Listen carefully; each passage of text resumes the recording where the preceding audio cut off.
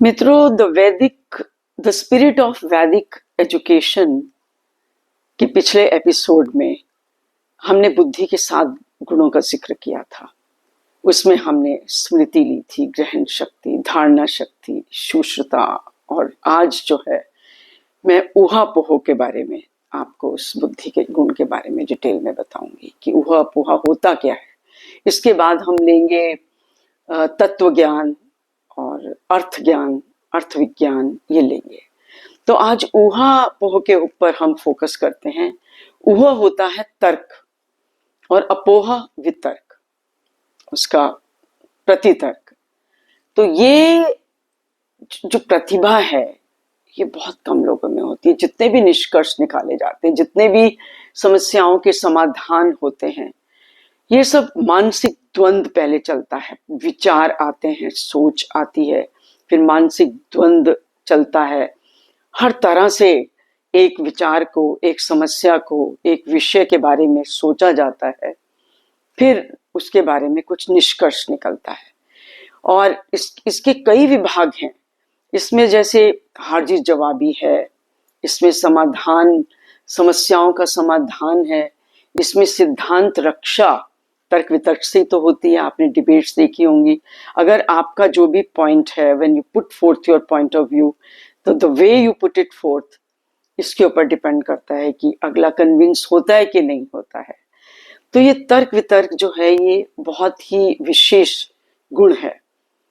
स्वामी दयानंद जी में भी ये बहुत उनकी जो प्रत्युत्पन्न मतित्व था, जो उनकी मति थी और जो उनकी ऊहा प्रज्ञा थी, वो बहुत ही गजब की थी, बहुत ही विशेष थी। वो धर्म उपदेश के लिए जब बाहर गए, एक बार काशी में गए, तो लोग तो बहुत से प्रश्न करते हैं और कईयों के वाक वाणों का वो बड़े अपने तर्क तीरों से बहुत सरलता से जवाब दे देते थे और कभी उनका कोई तर्क विफल नहीं होता था और वो कन्विंस हो जाते थे। तो ऐसे, लेकिन कुछ ऐसे लोग होते हैं जो अविद्याग्रस्त होते हैं, जो थोड़े दूसरे को हराने में लगे रहते हैं, या थोड़ी उनकी बुद्धि ऐसी होती है, थोड़े सिर फिरे कि इनका टेस्ट लेते हैं, ये बहुत बनते हैं। तो चलो आज दयानंद जी से, स्वामी दयानंद जी से ऐसा प्रश्न पूछते हैं कि ये हाँ करें तब भी इनके लिए मुश्किल हो, ना करें तब भी मुश्किल हो, तभी वो उल्टा पड़े। तो उन्होंने कहा कि उन्होंने प्रश्न किया कुछ लोगों ने कि आप ये बताएं कि आप ज्ञानी हैं या अज्ञानी हैं।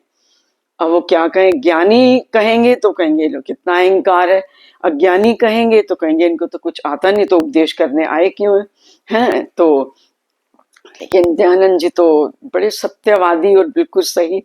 उन्होंने कहा देखो, संस्कृत और ये संस्कृत में और कुछ वेदों में, संस्कृत व्याकरण और वेद आदि में मैं कुछ ज्ञानी हूँ, लेकिन फारसी, अंग्रेजी और ये दुकानदारी में मैं अज्ञानी हूँ।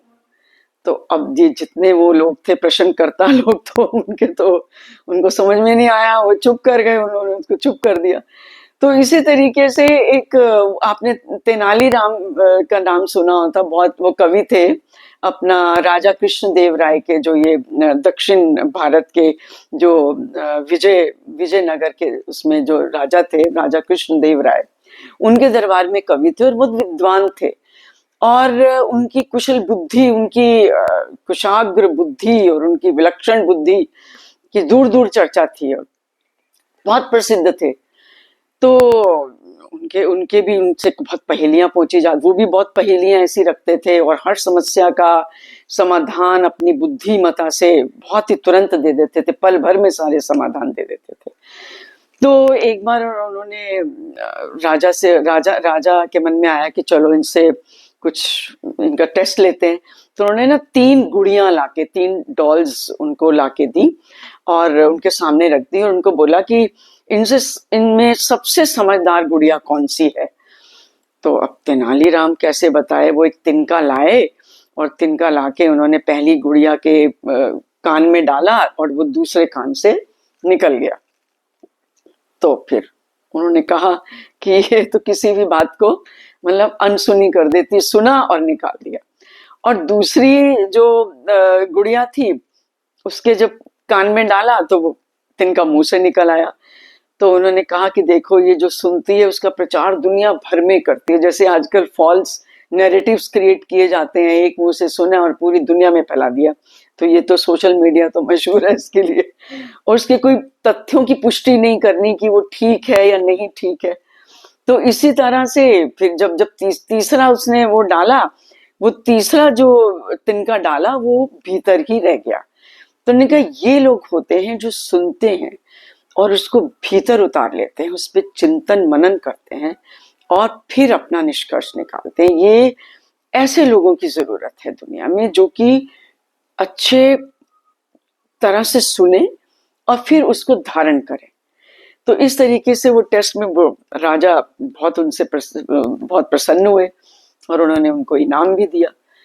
तो ऐसे ही अभी आपने ये मोदी जी का प्रचार सुना होगा, जब वो भी कलकत्ता में गए थे तो एक झाड़ मुड़ी स्टॉल पे खड़े थे। तो जब झाड़ मुड़ी उसके दुकानदार ने पूछा कि आप प्याज खाते हैं, तो उन्होंने कहा कि हाँ प्याज तो खाता हूँ पर दिमाग नहीं खाता। तो एक एक जो मुहावरा बड़ा प्रचलित है, वो किस मौके पे उन्होंने बोला, तो ये भी हाजिर जवाबी है एक तुरंत। तो इसको बोलते हैं प्रत्युत्पन्न मति, ऐसी मति जो हाजिर जवाब एकदम से दे दे। तो ये जो ऊहा पोहा है, ऊहा पो जो बुद्धि है, इससे कितने आविष्कार हुए हैं। इसमें ये आप देखिए कि जब ये परमपिता परमेश्वर द्वारा जो ये वेद रूपी ज्ञान जब प्रभावित हुआ, तो उसको ग्रहण करने वाले कुछ ऋषि थे, जिसने अग्नि अग्नि ऋषि थे, फिर वायु थे, अग्नि से जिससे ऋग्वेद बनाया उन्होंने, फिर वायु ऋषि थे जिससे अजुर्वेद बना, फिर आदित्य आदित्य ऋषि थे जिनसे सामवेद बना, और अंगिराज थे, अंगिरा ऋषि थे जिनसे अथर्ववेद बना।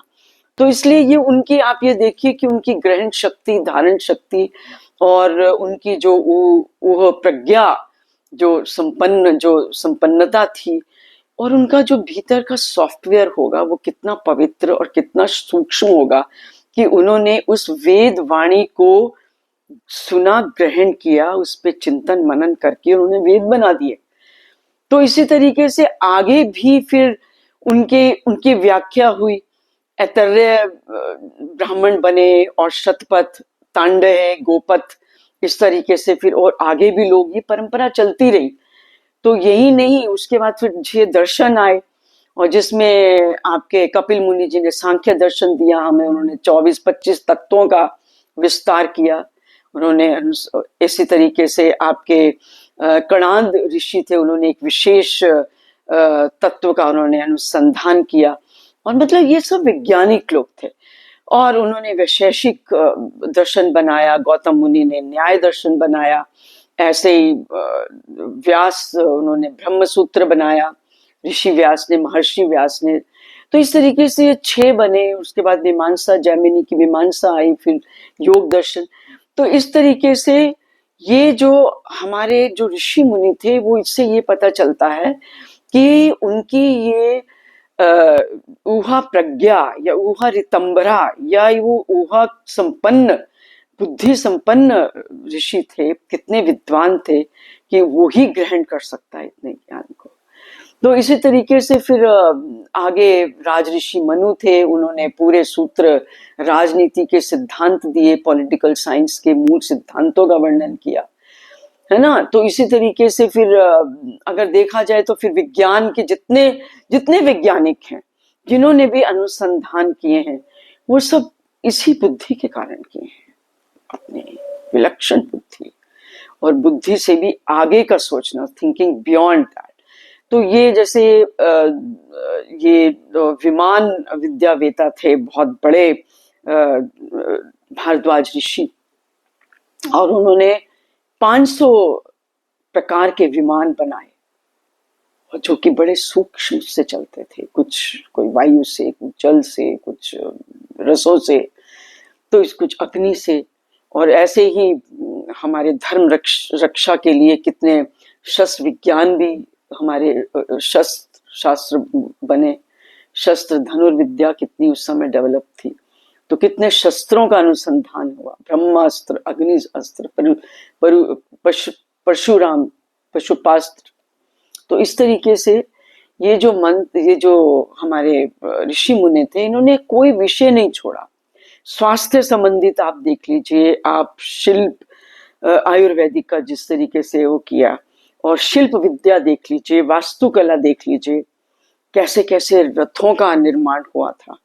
इवन जब महाभारत में जो एक मिरर था आपका, उसमें सब कुछ दूरस्थ जो भी चीजें गतिविधियां होती थी, उनका उस दर्पण में पूरा चित्र आ जाता था और पूरा पता चलता था, मतलब क्रिया करते हुए, जो कि संजय ने महाभारत में उसको धृतराष्ट्र को पूरा आंखों देखा हाल कुरुक्षेत्र के मैदान का, जो महाभारत युद्ध हुआ था उसका बताया। तो उस समय भी ये टेलीविजन था, मतलब उस समय भी कितने हजारों साल पहले, 8,000 साल पहले की बात है, तब भी ये सब कुछ किया था। तो ये जो बुद्धि है, इसको डेवलप करना, हमारी शिक्षा में इसको बहुत महत्वपूर्ण स्थान दिया था। तो आप ये देख लीजिए कि बिल्कुल आपके बुद्धि के लिए कई शास्त्रार्थ होते थे, उनको चिंतन मनन करने के लिए उनको समय दिया जाता था, एक्सपेरिमेंट करते थे, तभी ऐसी बुद्धि का निर्माण होता था। तो इवन यज्ञ होते थे, यज्ञ से अन्न कैसा खाना चाहिए, बुद्धि कैसे तभी डेवलप होती है।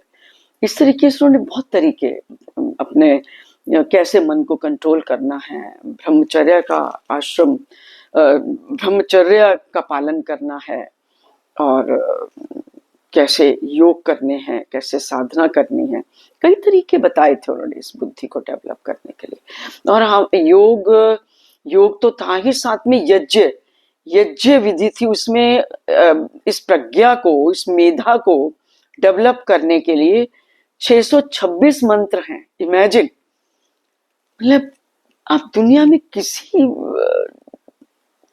किसी भी उनके लिटरेचर में ये सब नहीं पाओगे, या उनकी जो, और पूरा यज्ञ के ऊपर पूरा अनुसंधान हुआ था कि कैसे विधि से करना चाहिए, उसका क्या रिजल्ट निकलता है, पर्यावरण पर कितनी उनकी खोज थी।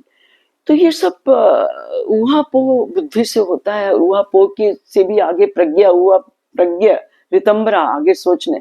तो आगे जो अगला मैं विषय लूंगी वो मैं लूंगी इसके ऊपर, आपकी सत्य को प्राप्त करने की बुद्धि जो है, आपकी तत्व ज्ञान की बुद्धि, वो लेंगे। तो आज के लिए बस इतना ही, धन्यवाद। और आशा है कि हमारे विद्यालयों में इसको, मन और बुद्धि का विकास के लिए बहुत ध्यान देंगे, क्योंकि हमारे बच्चों में अभी भी थिंकिंग पावर नहीं है, वो सब एआई ने और भी छीन ली है, तो सोशल मीडिया ने और भी छीन ली ना, उनमें क्रिएटिविटी भी नहीं है। तो रचनात्मक शक्ति का भी ह्रास हो रहा है, और सोचने की शक्ति का, विचार करने का भी ये ह्रास इसलिए हो रहा है क्योंकि एआई है, तो it is easily available, everything is so, उनको दिमाग लगाने की जरूरत ही नहीं। तो लेकिन बुद्धि का उपयोग करना होगा। एआई आज है, कल नहीं है, इंटरनेट आज है, कल नहीं है, तो बुद्धि का तो विकास होता ही रहना चाहिए। तो धन्यवाद आज के लिए।